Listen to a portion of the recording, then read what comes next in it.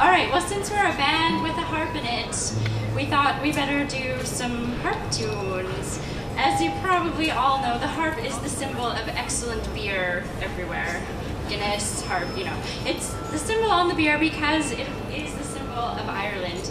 And the most famous harp player ever to come out of Ireland, or maybe anywhere, is Turlough O'Carolan, a 17th century blind dude. So these are a couple of his tunes for you. Planxty George Brabazon, followed by the clergy's lamentation for the expensiveness of beer. No, just the clergy's lamentation. Okay.